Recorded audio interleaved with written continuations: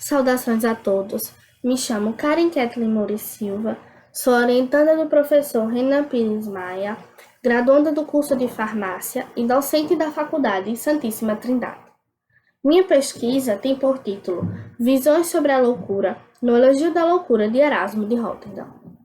E com o objetivo do presente trabalho de explorar as representações que se tinha da loucura no século XVI, através da obra Elogio da Loucura, de Erasmo. Tal intuito se justifica na proporção em que lançar um olhar sobre tal obra é lançar um olhar na história da própria compreensão da loucura.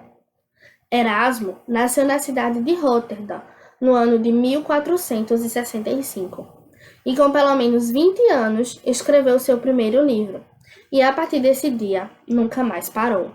Até que no ano de 1509, aos 44 anos, Erasmo publicou o Elogio da Loucura, a sua magnum opus, que quer dizer grande obra, fruto de um dos seus regressos à Inglaterra e da sua sincera amizade com São Tomás Moros, a quem dedica a obra. Nessa, Erasmo usa a escrita satírica como forma de elogiar a loucura. Essa obra, o Elogio da Loucura, ela tem um teor altamente crítico, já que ela está em uma transição do medieval para a modernidade. E nesse processo, o homem foi considerado como essencialmente razão, já que era isso que distinguia os homens dos animais. Mas Erasmo, ele quer desmistificar essa concepção, demonstrando que a loucura é algo fundamental para a sociedade, criando as amizades, divertindo os homens e também podendo ser encontrada nos poetas, nos poemas e no amor. A metodologia do presente trabalho foi essencialmente bibliográfica, centrando-se sobretudo na obra em questão, O Elogio da Loucura, de Erasmo de Roterdão. A obra foi abordada a partir de uma contextualização histórica e de uma análise hermenêutica. Essa análise hermenêutica é uma interpretação textual em que visou-se compreender cada passagem destacada, utilizando-se como auxílio o texto de Kantorski, o conceito da loucura na obra Elogio da Loucura, de Erasmo de Roterdão. Como mencionado anteriormente, a obra Elogio da Loucura insere-se no contexto de crítica, sobretudo ao clero e ao poder de uma forma em geral, eclesiástico ou político propriamente dito. O tom satírico não foi escolhido aqui por acaso. É uma maneira encontrada para se dizer o que se pensa, mas de forma leve e sem o peso das obras mais panfletárias. Porque na Idade Média, a exposição de nomes e o uso de palavras torpes poderia fazer com que a obra fosse retaliada. No que diz respeito à visão da loucura, temos na obra uma ótica revolucionária, no sentido de que destitui a razão do pedestal em que havia sido colocada até então, porque naquela época a razão era a chave para ter uma vida virtuosa. Todavia, se a razão é uma característica do sábio e o domínio das paixões dos loucos, tem-se que a razão ocupa, na verdade, um pequeno espaço dentro do sujeito, enquanto que as paixões estão em toda parte, muitas vezes passando por cima da razão. E quando é que as paixões passam por cima da razão?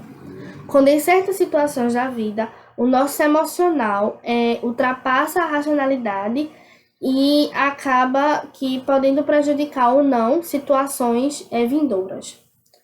Considere-se aqui o teor irônico posto da obra. É a loucura quem julga a igreja, e não a razão, mediante a qual o homem alça-se uma vida virtuosa e sábia, dominando as suas paixões e merecendo por conseguinte a vida eterna. Aqui a loucura é usada como um personagem, e não como uma característica mental, né? E também, segundo Erasmo, a loucura e a amizade andavam juntas. Então, ninguém ousaria tirá-las, porque é um bem mais precioso da vida, né? E por causa disso, os sábios preferem a filosofia.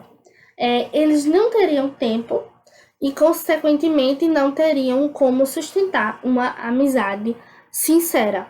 Isso também serve para o patrimônio, que é algo que só a morte separa, né? E se não houvesse um pouco de loucura e um pouco de amizade diante dos devaneios alheios, o matrimônio não seria um laço tão eterno, né? Tão grande. E é um livro atemporal, né? O seu conteúdo ele pode ser usado no presente da mesma forma que foi usado no passado.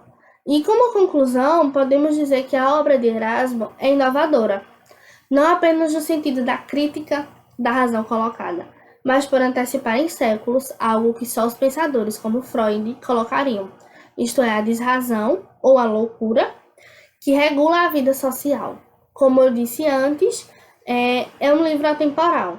Então, foi escrito há muitos anos atrás, mas serve também para hoje, porque essa obra ela foi utilizada para denunciar os abusos cometidos pela igreja.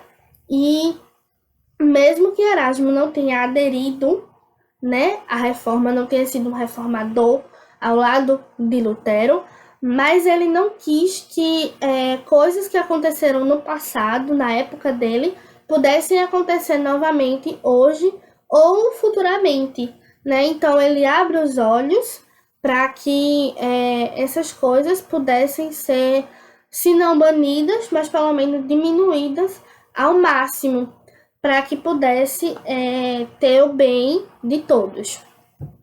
E aqui estão algumas referências que foram utilizadas para construir a minha pesquisa. Desde já, muito obrigada.